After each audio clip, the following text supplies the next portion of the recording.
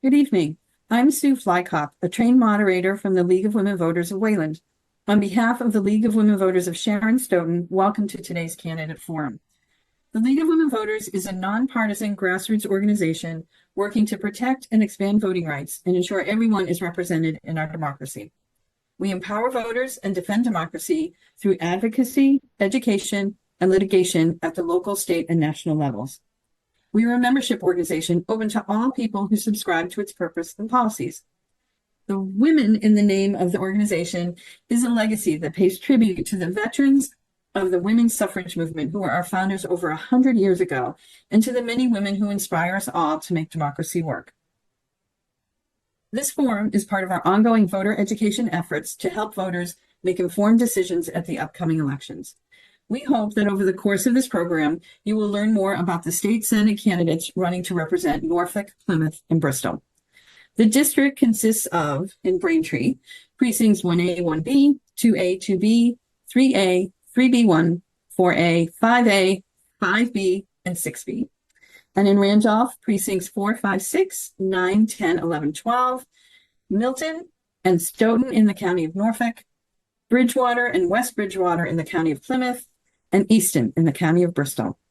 The Massachusetts primary is on September 3rd, 2024, and the presidential Massachusetts general election is November 5th, 2024.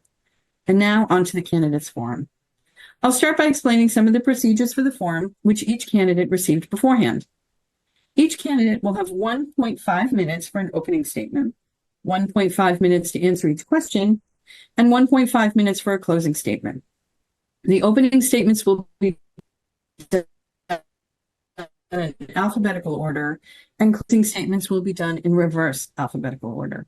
The questions have been compiled by the League, and every candidate will be asked the same questions. I will rotate the order of who answers a question first.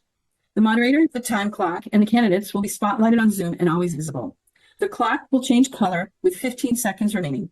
Please finish your sentence when you see the stop on the clock. If you continue speaking after the stop is visible, I will say thank you and move on to the next speaker. The question will be listed in the chat section if it's possible. Personal references about other candidates or specific people are out of order. And for the audience, this forum is being recorded. A recording will be shared with local access stations in the district. Again, for the Zoom audience, please mute yourself and remain muted. If you prefer not to be seen, please turn off your video. Okay, so regarding this race, there are 3 Democrats and no Republicans running for the office. The candidates are Aaron G. Bradley, Kathleen Krogan Kamara, and William J. Driscoll Jr. So we're going to launch right into our opening statements in alphabetical order. So Aaron, 1.5 minutes to you. Okay, thank you so much. And I just want to thank everybody for allowing me this opportunity. The League of Women Voters is something that's near and dear to my heart. I always tell my daughter that she has the right to vote because of all the work that was done by the suffragettes. So thank you. I'm a mom of 2 kids, and I'm lucky enough to live in a multi-generational home. I moved my father in during COVID, and it's been a wonderful experience. I've also been lucky enough to have multiple experiences that will help me in running for your state senator. I've served on statewide nonprofits, being the executive director for multi-agency nonprofits. I've worked in the state Senate, passing legislation from start to finish. And I currently serve in the local government here in Milton. I'm a select board member, and I'm really happy that I have the experience working on our town budgets, because I can tell you it has been really difficult for the last few years. So I understand the pain that most of our towns are going through to try and make those ends meet. One of the questions that was asked to me is, why am I running? Well, I'm running to give back. It's something that was instilled in me since I was a very young child, standing up for teacher pay from the age of 14. So this is not something new. I really want to work on housing. I'm proud to say that I'm the only candidate that voted for the MBTA Housing Committee and worked to have that passed here in Milton. I want to fight for education, and I really want to fight for our community investment. I believe I can help make these progress on these issues. And because of all this experience that I've had in my life, I believe I can start working for you on day one and seeing real progress. Thank you. Can't hear you. Sorry, I made the mistake. I advised you not to. Kathleen, 1.5 minutes to you.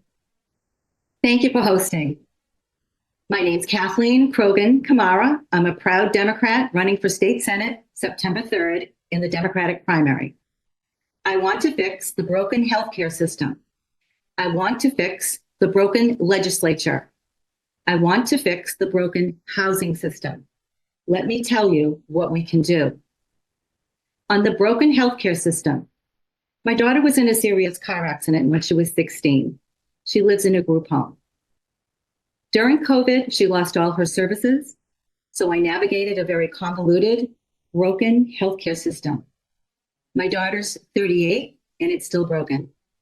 I want to fix the broken legislature. It's too is very convoluted, and so much is hidden from the public. I advocate for auditing the legislature. The people want it, the legislators don't. Amid many closed-door sessions, the people push for transparency on Beacon Hill. Auditing the legislature will be on the ballot this November. I helped to get the petition there. I want to fix the broken housing system. When I first started out, I was able to buy a home and live the American dream. For young people starting out, that American dream is out of reach. Seniors struggle to stay in their homes. I support the Affordable Homes Act and the MBTA Communities Act, both making the American dream possible. It's a win. I'm afraid we're out of time, Kathleen. So thank you, and we'll have other opportunities to talk. Bill, a minute and a half to you, please. Thank you very much, and thank you to all the organizers of tonight's event. My name is Bill Driscoll Jr. I'm a state representative for Milton and Randolph. I live in Milton with my wife, Becca, and our two boys, Will, age 8, and Robbie, age 5. Prior to the legislature, I worked in the nonprofit sector, specifically in disaster response, helping communities around the country that were underserved, that had been affected by floods, tornadoes, hurricanes, helping them rebuild after these events. It gave me a chance to work at all levels of government, from local, state, and federal, as we navigated finding resources to help people pick up the pieces and move on. Since 2017, I've been working on the inside of Beacon Hill. I've helped pass items that I campaigned on in 2016 in my race for rep, including paid family medical leave, climate change roadmap.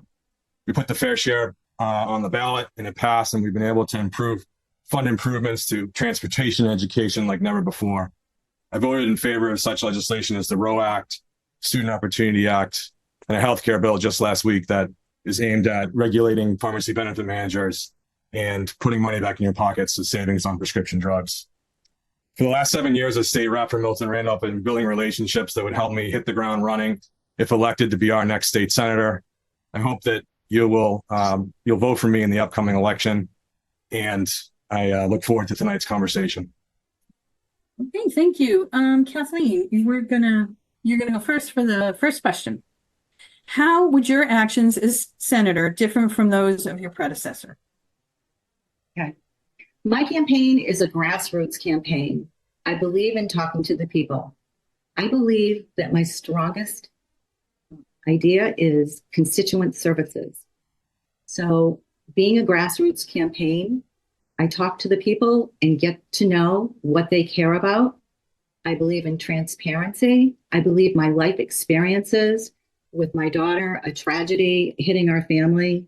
I believe, the fact that I've raised a family on my own as a single mom, raised my children while I was running my business for 20 years, beauty salon. And then I became an RN to better care for my daughter. And then I decided to run for state senate because our elected officials weren't there for me. And I have a lot of issues I'd like to work on related to healthcare. But honestly, I care about everything. So again, my campaign is a very grassroots campaign. And I thank you very much for the question. Thank you. And Bill, the question to you next. And it's how would your actions as senator differ from those of your predecessor? Thank you for the question. Yeah, I think, and this is not to speak ill or lightly of Senator Timilty's service, but I think there's some clear distinctions in terms of my service as state rep so far and what I would bring as our next state senator. So I quickly moved up as a vice chair within 2 years, and then a chairperson of a joint committee on COVID-19 emergency management and preparedness. This is the first time that in 50 plus years that there's been a chairperson in this rep seat that I now currently serve in. And it's emblematic of the trust that I have of my colleagues in the State House, both in the Senate and the House, and working with leadership to address some of the toughest challenges that we're faced with, whether it's the once in a generation public health crisis like COVID-19. As a new chairperson, I was asked to provide oversight of Governor Baker and his administration. And every point in that process, the mantra was to be constructive and productive with what we were doing. So it was never to score political points. It was to work in a nonpartisan way to find solutions for Massachusetts, for the Commonwealth, for our constituents. And I think that we delivered on that. Massachusetts continues to stand out as one of the leading states of managing through the pandemic. And I think the legislature and our committee played a big role in that, working with the administration. Again, no matter if it's a governor that's a Republican or a Democrat, it's always about being productive, constructive in the work that we're doing and working at the highest level, including with leadership. Thank you. And Erin, the question to you. Yes, thank you so much. First, I have to thank Senator Timilty for his years of service in the legislature, and I wish him the best on his next endeavor, giving back to the public through his public service. Some of the things, your question was, how would I be different? So some of the things that I would bring to the table that would be different is that I want to actually lead with transparency. So every single vote that I take, whether it's in committee, whether it's in conference, whether it's anywhere within my realm, I will post all of that on my website so that my constituents will know exactly how I vote on every single bill that comes before me. There won't be any hide and seek of what I do. I currently serve as a select board member where every single vote that I take is on record. And so this to me is something that just should be first nature for us. And so I'm happy to say that I will be extremely transparent. The second thing is I really want to work in coalition. One of the ways that when I was up at Beacon Hill, one of the things that really worked for us to get legislation passed was to work in coalition, not just inside the building, but outside the building. So I really want to bring those partnerships in so that we can all work together to pass the best legislation that we can. This is something that I know works. I've served on a coalition with 200 different organizations, and we were able to pass legislation within a short time. And then finally, I just want to say that the other thing that I'll bring to the table that's different is I want to have regular office hours in our district, not just during the day, but at evening hours too, when I know that families need to get home and can meet with me. Thank you. Hey, thank you. This next question is to Bill. Some of you have already mentioned transparency. So this question is asking specifically, what steps would you take to increase government transparency and accountability? And we're starting with Bill first. Yeah, I think it's a great question. I think I've got a track record of this throughout the pandemic. One of the things that we made sure that we codified and have carried forward is the ability for individuals to access government at the State House. So starting with the hybrid hearings in 2020, we've now continued that on. So folks can participate remotely, both as a legislator, a staff person, or a member of the public that's interested in watching or participating in the hearings. And we're pretty proud of this work that we've continued on throughout 2020. And I filed legislation that does the same thing at the municipal level to help provide for municipalities that want to hold hybrid meetings going forward, working with the Mass Municipal Association to do just that. It's a bill that they've supported and that we hope to see pass someday and learn from that. So I think that access to these meetings is something that we continue to do well into the future, and providing for opportunities so that whether you can come in remotely and not have to take a whole day off or half day off of work to, testify for 3 minutes, that kind of thing in person. Now you can watch at home and participate from home and not have to pay for parking, take a half day of work. And so looking for other opportunities that we can build upon at the municipal and state level, I'm very interested in. Okay, thank you. And Erin, the question to you. Thank you so much for this question. So just to put the facts on the table, Massachusetts ranks 49th out of the 50 states for transparency. So obviously we have a lot of improvement to do.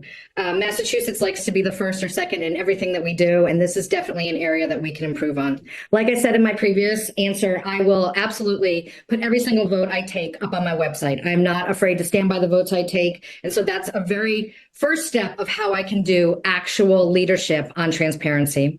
The other thing I would like like to do is make sure that when a bill comes to us, we have 48 hours to review it.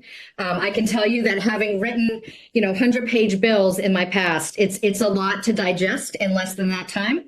And for me, I really want to bring people in from the community that are experts in that legislation to make sure that we're hitting on all the right points.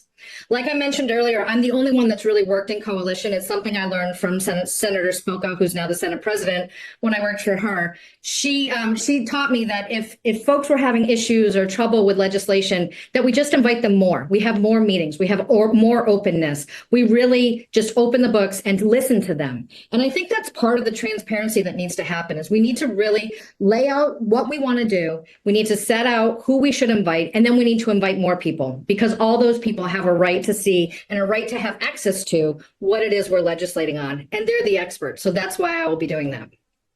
Okay, thank you. And Kathleen, the question to you. And thank you for the question. So I want to fix the broken legislature. It too is very convoluted and so much is hidden from the public. I advocate for auditing the legislature. The people want it, the legislators not.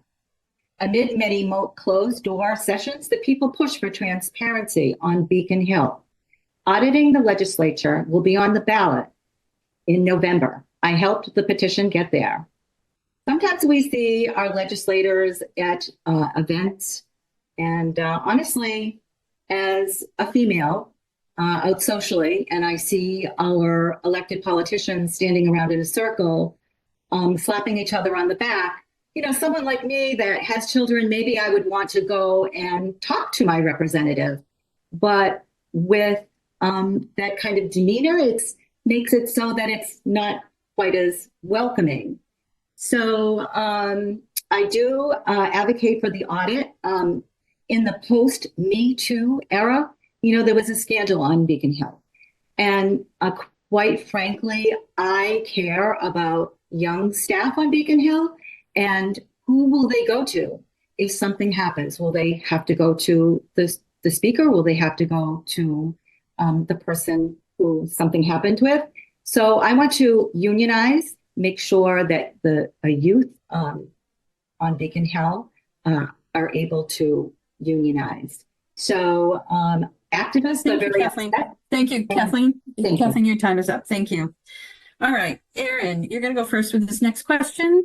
What is one policy pioneered by another state that you would like to see Massachusetts adopt? That is an excellent question. Gosh, this is such a great question. So I had one that we already did, but New York State had done CHINS reform, which is the Children in Need of Services system. They did that reform, and we modeled our legislation again around that. So that was an incredible thing that we did. I would say that right now I'm looking to California. I'm looking to how they're dealing with their electoral races. I think one of the things that we need to take into consideration is campaign finance. So for me personally, raising this amount of money is just it's mind blowing, right? So the fact that we have to raise close to $100,000, if not more, every 2 years to do this, it just seems to me like we could be putting that money towards so many other great things. And I know California had recently worked on a piece of legislation around that, and that was really important to me, and something that I hope that we can do in our own state, so that we're not asking our neighbors and our friends for these dollars when they can go towards much more important things. That's one piece. The other thing that I would have to say that I'm really in favor of, and I believe it was New York again, but they have the act to choose your own nursing home. And so for me, as a caregiver to my uncle who lives in New York City, that was really important.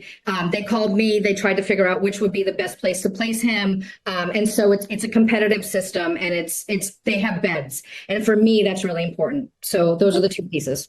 Thank you. And Bill, the question to you next. Yeah, thank you very much. Great question. Definitely have my wheels spinning in my head.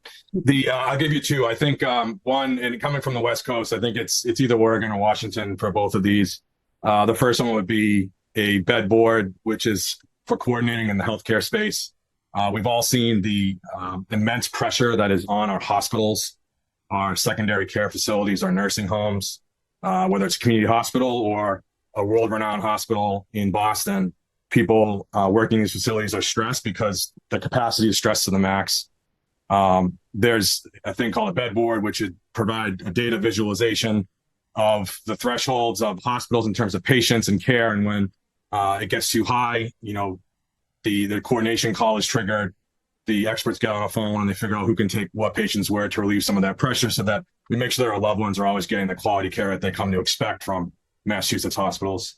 The other is around starting carbon pricing to help combat climate change and produce revenue where we can help build infrastructure and provide funds to our cities and towns and regional governments to build the clean energy projects that we really need to adapt to a rise in temperature, a rise in extreme heat, a rise in extreme rainfall events. And right now, we can generate that revenue by putting a price on carbon and going after our biggest polluters for using fossil fuels. Okay, thank you. And Kathleen, the question to you. Hi, thank you. I would like to talk about, I think that's an important question to find out what other states are doing. So I would like to talk about Steward Healthcare coming into Massachusetts and rescuing the Catholic hospitals in the 1980s. And, the fact that we didn't have the legal tools to hold them accountable. And now, they're kind of running off, they filed bankruptcy and a lot of hospitals are closing. And I am very concerned with our legal system and how it affects and how it relates to healthcare. The fact that we didn't regulate it back then is concerning to me. I see that we are working on laws to help this from, happening again. But I wonder where our health policy writers are, and they could have really contributed to keeping people safe from that. Thank you. Okay, thank you. So Kathleen, you're going to go first with our next question. Do you support election day voter registration? I'm sorry, Why or why in and not? out. Sorry. Okay, do you support election day voter registration? Why or why not? Oh, absolutely. Anything that makes voting easier and gets more people out to the polls is great as far as I'm concerned. I support all measures to make voting easier, to make registration easier, and to encourage all people in the voting process. I support easier voting on equity grounds. It's always the marginalized members of society who vote less whenever there are restrictions. Okay, thank you. And Erin, the question to you.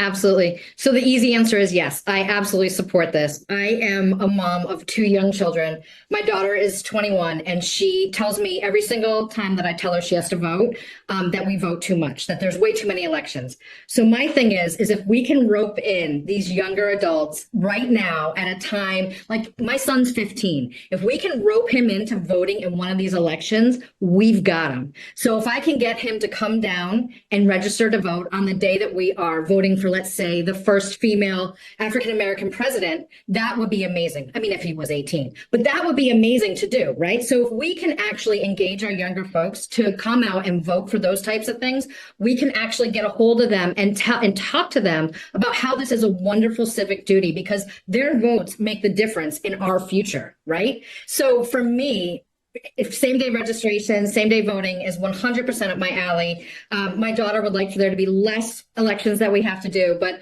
we are a proud family of voting in every single election that comes our way. And so I applaud this effort and hope that we can pass it in the state. Thank you. And Bill, the question to you. Thank you. Yes, I do support same-day registration. I've actually voted on an amendment a few years ago when we were doing an election laws bill. Unfortunately, the amendment didn't pass, but the room was pretty split on this. There was actually a lot of support, but not quite enough to get it through to look at same day. But I proudly supported that. And one of the reasons I was so steadfast in supporting this in the past and have a history of this is because really after January 6th and what we saw happen at the U.S. Capitol, I think as a public official, particularly as a Democrat in a Democratic state, we cannot stand in way of anything that would possibly impede someone's right to vote. I think we're in different times now, having seen that occur on January 6th, and this is really about engaging democracy. With that said, at the same time, I know that this issue gives our town clerks a lot more work to do, a lot of anxiety around it. And so, if and when we're going to pass this, I want to make sure that we fund it so that it's not an unfunded mandate and that we can get it done, because I think it's a fundamental right to vote in the United States. We can do that, and we can pay for it too. Find a way to make it happen. Make sure that they have the staff support at the county clerk level, at the town clerk level, and the Secretary of State's office to get this done. So I would absolutely support it. Okay, thank you. Bill, you're going to go first with this next question. What should the legislature do to increase the supply of affordable and middle market housing in Massachusetts? It's a great question. I think that we just passed a housing bond bill just last week that we're all really proud of, and incentivizing transit-oriented housing is going to be the way of the future, workforce housing in particular. We're hearing again and again on the campaign trail about the cost of living in Massachusetts. We've all seen the statistics in terms of people either leaving the state or thinking seriously about leaving the state, either for a while they go and kind of get their bank accounts up in other states, or possibly for good. And that's not good. We've got some of the best healthcare in the world, some of the best universities in the world here in Massachusetts. Certainly the public education system, having been the first in the country and always continuing being at the top. We want to keep our homegrown folks here and thriving and be an inviting environment for others to come into the state to work, whether it's in the biopharma industry or somewhere else at an entry-level job with a career path to lift themselves up toward the American dream. So it's really transit-oriented housing in terms of making sure that we're not putting more cars on the roads, and making sure that our public transit system is continually being improved upon and built up, because we need to be able to support that growth if we're going to build more units and get people into good paying jobs throughout the region. So it's really that transit-oriented housing piece, incentivizing that with state level grants and other ways to make sure that this development is happening in a responsible way, but one way that keeps kids here for the future. Thank you. Kathleen, the question to you next. Hi, thank you. So we have the Affordable Homes Act, or the Housing Bond Bill, and the MBTA Communities Act, which contributes to the American dream. Everyone deserves a roof over their head. So the mission is for the MBTA Communities law is high density housing within half a mile of transit lines. This will benefit young families, 3 bedrooms, get cars off the road. It's great for our climate goals. Lots of towns have outdated zonings. God bless the zoning boards, because they're doing a lot of really hard work. Towns had to come up with deadlines.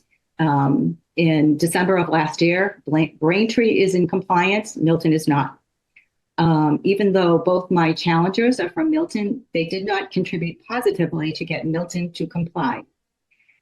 Milton has been resistant for decades in their exclusionary zoning. We want to green our public transit, and we want to work towards our American dream. We want to support our seniors. Seniors can't seem to stay in their homes. We have within the Affordable Homes Act, ADUs, accessible dwelling units, and this would greatly help our seniors. We want to really do everything we can to put roofs over heads. Is a real crisis right now. Thank you. Okay, thank you. And Erin, the question to you. Thank you so much. So every day when I go out to the district, every single thing I hear is that this is a crisis. So we have a real housing crisis on our hands right now. I want to speak to a few things. One, the housing bond bill. The housing bond bill compromise was a different bill than was originally outlined in both the House and the Senate. And I encourage everybody on this call and who's watching this to go back and look at how the House and the Senate and our representatives voted for that specific bill before it became a conference committee bill that they voted on. The second thing is that I'm the only candidate here who has voted in favor of the MBTA Communities Act on a local level. To categorize me as not being for the MBTA Act is quite honestly laughable. I am in the Boston Herald with the yes signs. I tried my hardest and I worked very hard to try and get Milton to comply with the law, something that I believe is really important. It's important to comply with the laws of the Constitution of the Commonwealth, but it's also important to work on behalf of our legislature who passed this. So those are two big things that I just want to point out before I answer this question. The things that I think we need to do, I currently work with seniors. I work with seniors in their homes to try and keep them in their home communities. I can tell you they want to downsize. We need to build more housing so that they can move to smaller, more realistic housing for them and for younger adults to set up roots in their community. We need to expand the first-time home buyers act. So Erin, you're out of time, but I just want to encourage you, the candidates, to focus on their Can't hear you. positions and not to characterize encourage all the candidates. Can you hear me now? Yeah. To focus on your own positions and not I on your was. candidates. I know you were, but I think we need to do another round, another 30-second round to give everyone a chance to discuss, to respond or discuss. So, I think, Erin, I'm sorry to interrupt you, but I think we should go back to the same order. And Bill, I want to give you 30 seconds if you want to respond to that, to that statement. So, I'm not sure if the timekeeper has a 30-second one, but I will keep time myself. It's up to you if you want to say anything, Bill. I'll be fast. No, I appreciate the opportunity. Yeah, I think it's important to note that I did in fact vote for what's known as the MBTA Communities Act as a state representative in the legislature, which would make transit communities served by the MBTA. They have to create a zone, a reasonable size zone within a half mile of a ferry terminal, bus station, subway station. And so I did, in fact, actually voted that to send it to the towns to comply and to be part of that zoning. Okay, thank you. Sorry, I was doing my own timer here just in case. Kathleen, 30 seconds to you. So on If that you want it. topic, I just wanted to say that Milton is suing, so they're not in compliance. And they've been pushing back on, housing for decades. This is nothing new. I did a listening tour the beginning of this year in East Milton, actually. And, East Milton was very upset that they were saying that everything seems to get dumped on them. So the other thing that they said was they wanted their leaders to come forward and interact with them. So I really feel that before things implode upon themselves. Okay, your time is up, Kathleen. Thank you. Erin, 30 seconds to you.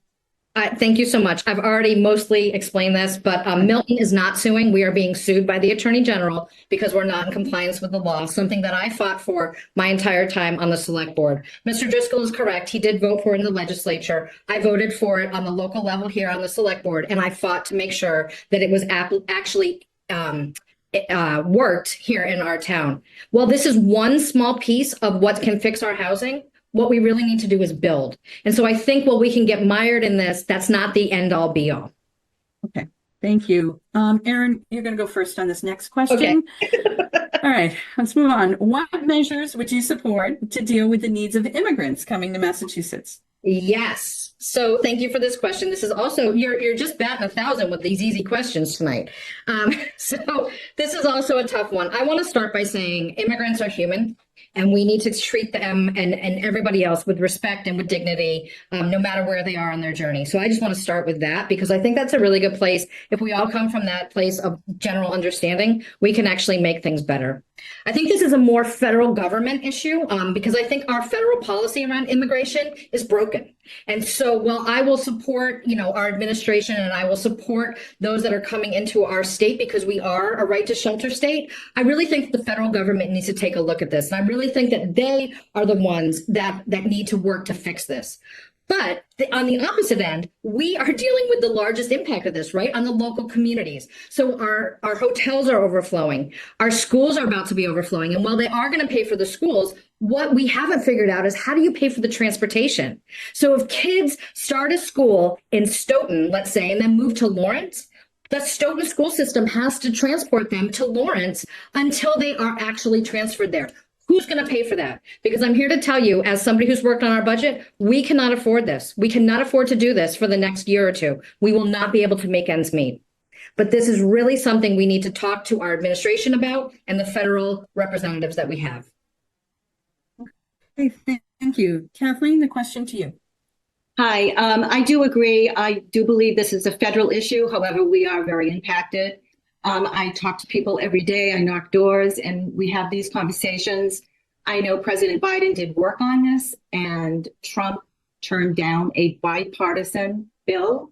Kamala Harris went down to South America and she said, don't come here. Don't come here. I think, there's so much violence in South America. There's corruption and violence. And I would advocate for, immediate increase in, border staff to keep everybody safe there. Thank you. Okay, thank you. Bill, the question to you. Thank you very much. I actually have a track record on this issue publicly. I was the first legislator to constructively and respectfully criticize the Healy administration on the handling of the humanitarian arrivals and immigrant crisis.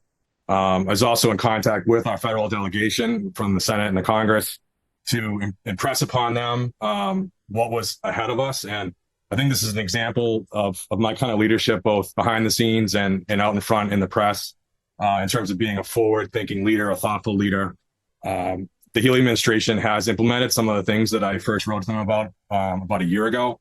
And the federal delegation is obviously well aware of the issue now. This is a coordination issue. If the federal government's not willing to change border policy, at the very least, there needs to be coordination of inbound immigrants and humanitarian arrivals. Massachusetts is punching above its weight, so to speak. We're being asked to do so much more. We're consistently in the top 5 or 10 states to deal with this issue because Massachusetts is such a great place to live with so many good social programs, public education, healthcare. It's no wonder people want to come here, but the feds really need to step up. I've been on top of them to do that. I'm hopeful that we will find a way out of this. It's frankly going to take a couple of years, but we're already starting to see benefits to some of the changes that we have made in the programming. We do have a long way to go on this. Okay, thank you. Kathleen, you're going to go first on this next question. Should the state education funding formula be revised as more cities and towns face Proposition 2.5 override votes to fund schools? And if so, if it should be revised, how should it be revised? Yes, I do think the funding formula should be revised. I think it's a bottom. It's not a ceiling. I want to make sure to keep a lot of our good teachers. We're having to eliminate a lot of things in schools that we need. Here in Randolph, where I live, we have some really unique needs. We have the language barrier and a lot of people that are suffering from trauma. And it's very hard for our community. So, our needs are very different from a lot of other communities. And so I want to do everything possible to support our schools. I do believe that, supporting better schools makes for better communities. Okay, great. Thank you. Bill, the question to you next. So better supporting our schools is something that I always have an eye on. When the governor filed her budget earlier this year, she had about a $60 range per pupil payment per day for the school districts. I had an amendment teed up, ready to go at over $100, and we actually adopted in the budget $104 per pupil. And this is an example of, I think that we should be fully funding our public schools. I'm proud of the vote that I took a few years ago for the Student Opportunity Act. When I first came into office as the state representative, where I serve now for Milton and Randolph, one of Randolph's biggest challenges was the amount of money that it was assessed and lost every year, so to speak, toward charter school payment. And the Student Opportunity Act rectified this, and we're now funding charter school reimbursement at 100%. With the difference between 2019 and 2024 in that the funding formulas that we put in place is the cost of inflation and the cost of doing business. And so what's really imperative for the next seated state senator, which I hope to be with your vote on September 3rd, the day after Labor Day, is we need to figure out a way to index this or to deal with inflation for our communities. You're seeing a lot of communities go to operational overrides. You're going to see more. And this is one of the key drivers of costs. We absolutely have to fully fund our public schools.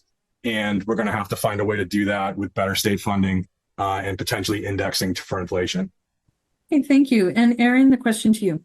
Thank you so much for this. So I'm happy to say that I am a proud working mom who earned her comeuppance in public education. Both of my kids are public educated children, and my daughter is striving at her college right now. So I just want to thank all the teachers out there who are doing the hard work when there are so many restrictions and so many demands placed on them. So thank you for that. Your question was how would I change that funding, right? So I'm happy to say that just today I received the American Federation of Teachers endorsement because I want to work together with them to actually make that change. So if we had tied Chapter 70, which is your school funding mechanism, to inflation, today alone, this year, we'd get $437 million more for our cities and towns. Right? That's what we need, because we can look at Braintree, who just did an override specifically for their schools. Look at Milton, who specifically will need to do that override. Look at Stoughton, who just had to do a school building override that failed. I mean, these are important things. This is the cornerstone of why we live in Massachusetts, is because of our educational system. So working with the American Federation of Teachers, I not only want to increase funding, I want to make sure that every child gets a world-class education. I want to help to close that achievement gap. And really, what's really going to matter, I want to try and close that class size. I want to reduce it so that our students get the teaching that they need from day one. Thank you. Okay, thank you. Bill, you're going to go first on this next question. How should Massachusetts avoid jeopardizing healthcare access and prevent a situation like Steward Healthcare? Well, we can start by making sure that for-profit companies can't sell the land out from underneath the healthcare facilities like Steward has in this process. I think that Steward was too big of a player with too many properties. And I know that this is going to be a huge focus of the next legislative session in analyzing exactly what went wrong. So I think we still have lessons to learn because we're in the middle of this crisis, so to speak, as the handoff, hopefully, with these facilities happens before they are closed by Steward. And we need to address this. I think the approach right now is appropriate in terms of we don't want to put ourselves in a position where this can go to court and get tied up for a decade in court. We need to hold Steward accountable for what they've done, but also make sure that the continuity of care exists. And so there's some hard lessons being learned right now at Department of Public Health and the regulating agencies for hospitals. And I think that moving away from allowing for-profit entities to take such a stake in delivering community healthcare and across so many places in the Commonwealth, I think is going to be really, really looked at. Healthcare in Massachusetts belongs in the nonprofit sector and not someplace that, hedge funds and investors can try and take money out of for their own doing. Okay, thank you. Erin, the same question to you. You're on. Yep, sorry. So I believe that we could ask you to repeat the question. Is that correct? Yes, of course. Can you repeat the question before my time starts? I'm sorry. Okay, thanks. How should Massachusetts avoid jeopardizing healthcare access and prevent a situation like Steward Healthcare? Okay, great. Thank you so much for that. I just wanted to clarify and make sure I had it correctly. So I think the Steward Healthcare crisis is something that was raised to the legislature and raised to the administration years before it actually happened. And I think that there was this nonchalantness around it because what really ended up happening is that it's going to impact our community hospitals. So for this district, for example, we lost Norwood, we lost Quincy. So we've got Milton Hospital and we've got Kearney up the street. So when folks can't get to the Kearney, which is going to happen in the next month, where are they going to go? They're going to go to Milton Hospital. And that's just going to create a bigger strain on our community hospitals. I really think that we as a legislature, we as an entire Commonwealth need to start looking at how our community hospitals are intricate to our daily lives and how we need to spread that so that we make sure that our residents don't have to travel 30 minutes when they're having an asthma attack or travel an hour when they in rush hour traffic when they're having a heart attack. These are things that are real things that are going to happen to our folks. groups. And I'm really happy to say that I'll be working with the Massachusetts Nurses Association, who recently also endorsed me, to work on that front and work on ensuring that our healthcare professionals are in a setting where they can help those in our community, because really that's what they want to do. And that's what we should be doing for our residents of our district. I'm done. Thank you. Kathleen, 90 seconds to you. Hi, thank you. So healthcare is broken, like I had mentioned before. Healthcare impacts the most vulnerable of our community too. I want to bring up the topic of equity and Black maternal healthcare. I'd like to really emphasize research on drugs that affect the Black community, sickle cell anemia and Black maternal morbidity during childbirth.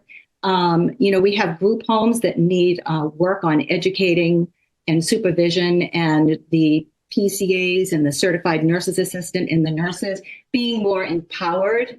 Now we, have a model of healthcare called adult foster care that is a potential for being unsupported and unsupervised as well. So I advocate for mass care. I testified before the healthcare committee on Beacon Hill in advocacy of single payer mass care, which would eliminate premiums, co-pays, deductibles. I also want to work on making it so that DDS, Department of Developmental Services, and DPPC, the protective agencies, and the group homes has less of a cozy relationship. I'm actually right now working with State Auditor Diana DiZoglio and the Disability Law Center on just that thing. I am a union nurse. Okay, thank you. Thank you, Kathleen. Your time is up. Thank you.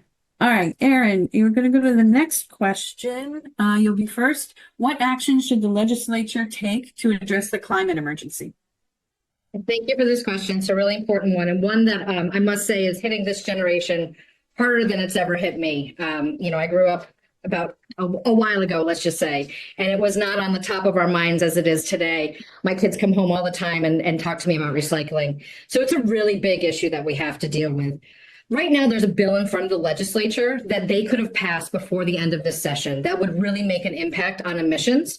And unfortunately, they haven't done that. So I am really imploring them to come back to the table to do their job and to do their work to pass that legislation to actually start making an impact. There's a couple other things that can happen. We can invest in renewable energy. That's a great piece, right? Why are we not investing more in that?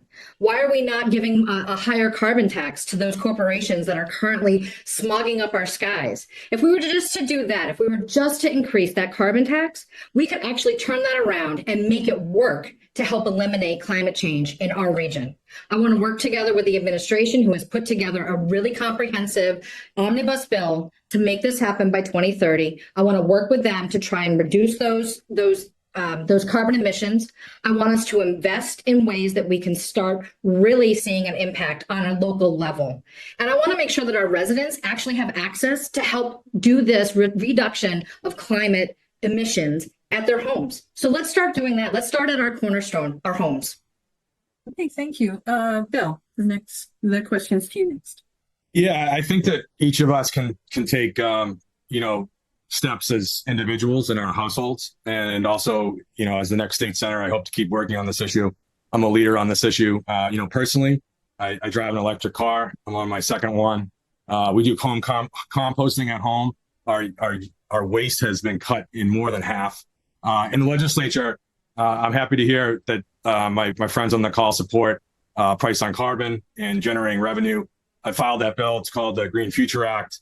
It's an omnibus bill that we're aimed at putting a price on the highest polluters of carbon that would generate revenue and support not only every Commonwealth community with funding, but specifically 60% of that funding would go to environmental justice communities like Randolph and Brockton nearby and others that have been impacted in an inequitable way over the years through environmental hazards.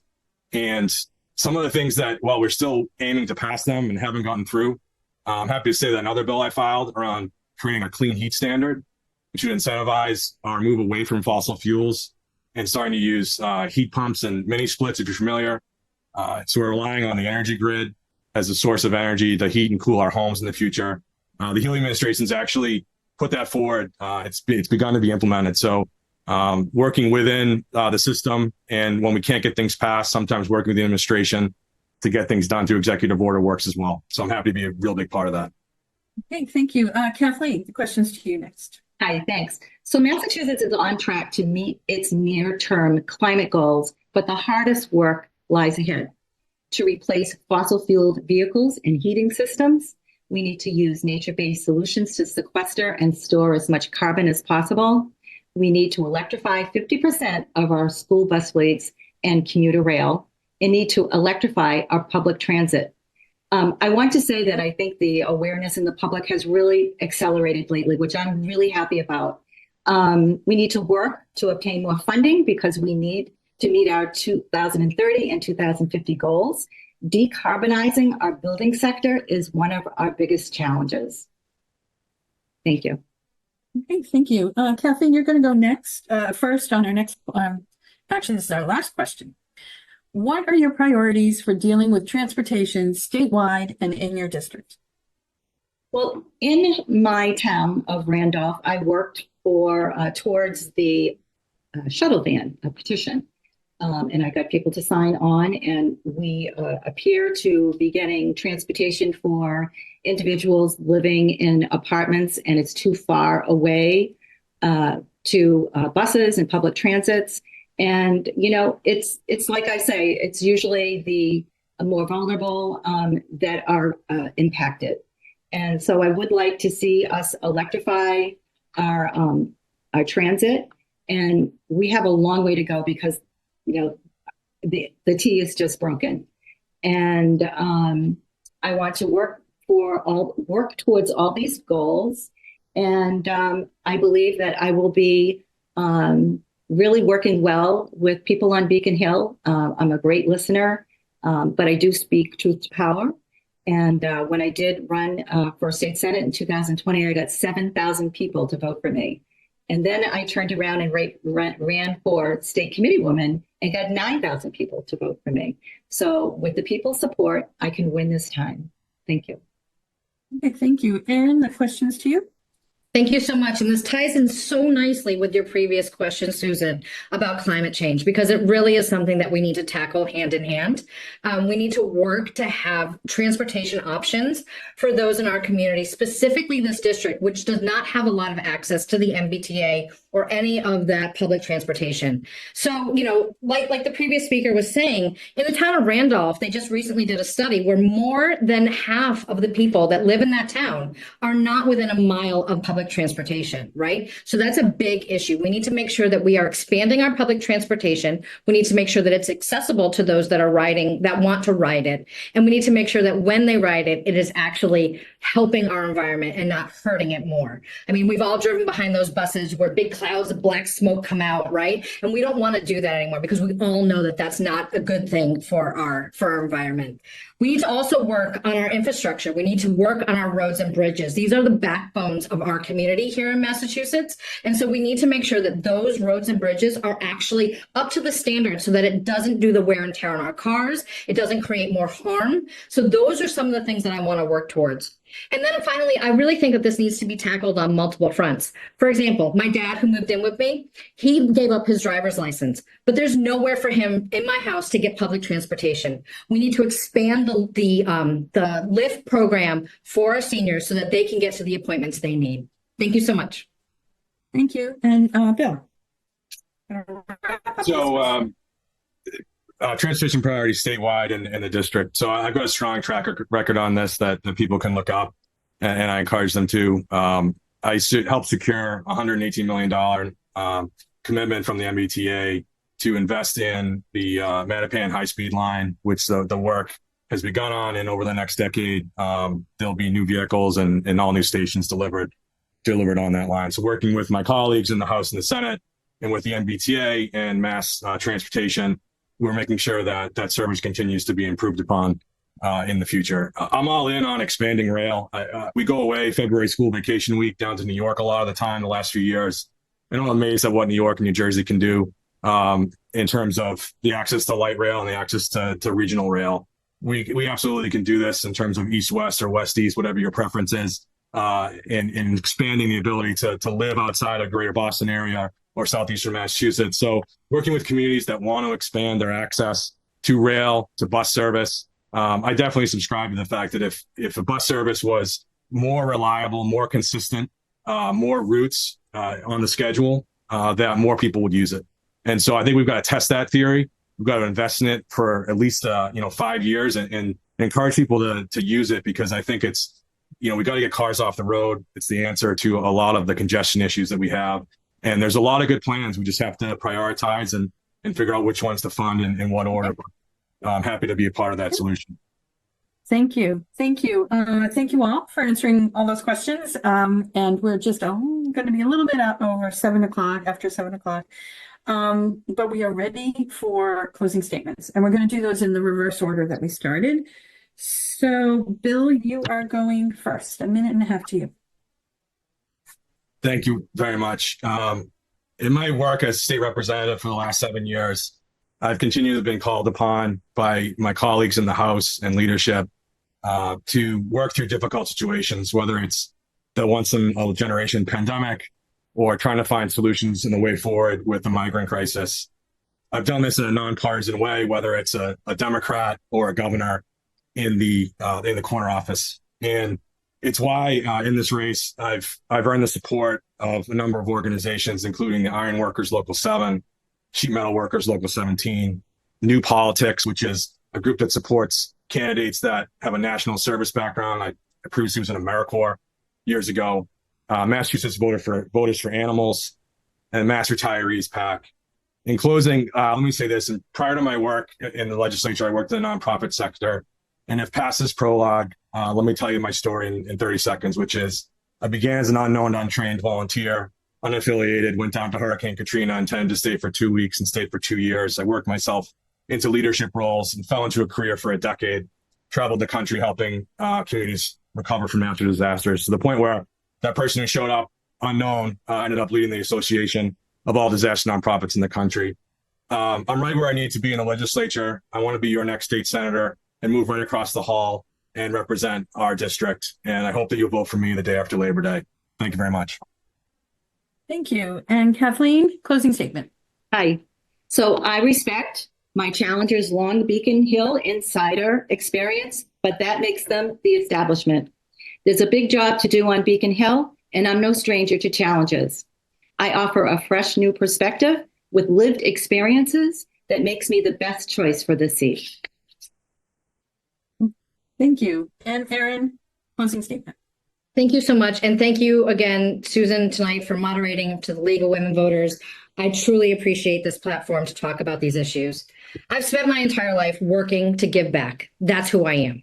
Whether it was when I was at the Somerville Homeless Coalition and I worked to try and help homeless folks, whether it was at the Children's League of Massachusetts, where I helped to reduce the school to prison pipeline, I have been trying to give back from day one. When I worked for Senator Spilka, we did bills we did numerous bills. The most important one, though, to me, is the one where we changed the Department of Mental Retardation to the Department of Developmental Disabilities. That, to me, has the biggest impact of those that we serve. And that's what I want to do for you. I want to make sure that you have a voice on Beacon Hill.